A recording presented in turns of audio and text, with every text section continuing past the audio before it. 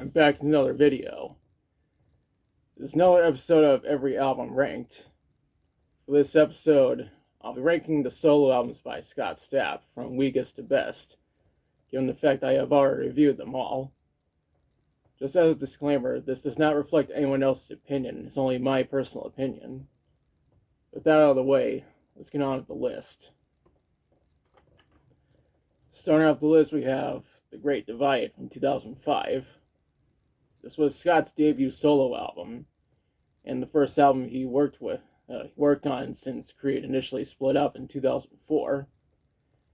It's interesting that he produced this album with help from John Kurzweig, the same guy who produced the first three albums by Creed. This explains why the album retains some of Creed's signature style. It is a good album overall, though Scott has worked on solo work that's even better than this.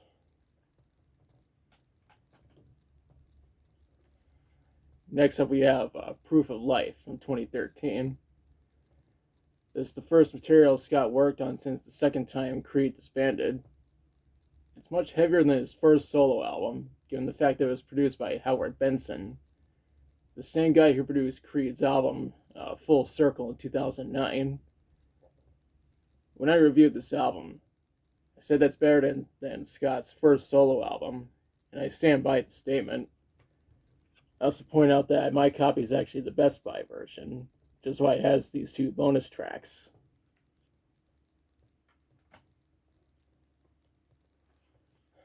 The runner-up is Higher Power from 2024. This is Scott's most recent solo album, and the first material he worked on since Creed reunited in 2023. This is also what my most recent album review is on. The actual song, Higher Power, is really heavy, which is ironic because you probably wouldn't expect Christian rock to be so heavy. Then again, this album also has a lot of elements of hard rock and alternative metal. This is a great album, but Scott has one solo album in particular that I think is even better. And this is it. My pick for the best solo album by Scott Stapp is The Space Between the Shadows in 2019. I just had to pick this as the best of his solo albums because of how heavy it is. The songs are really awesome, and the same guys who produced it end up producing Scott's next solo album.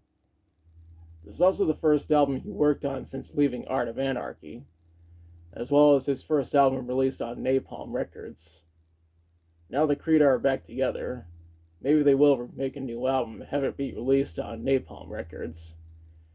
I mean, Scott Stapp and Miles Kennedy are signed onto that label as solo artists, and Ultra Bridge Artamonte are also signed onto that same label. So it makes sense for Creed to release new music on that label. And that is my official ranking for the solo albums by Scott. I know that not everyone will agree with this, but I don't give a shit. If you want to hear my full thoughts on these albums, I'll leave links to my reviews in the description. And now's the part where I question you. What are your thoughts on my rankings for these albums? Which one is your favorite? Which one is your least favorite?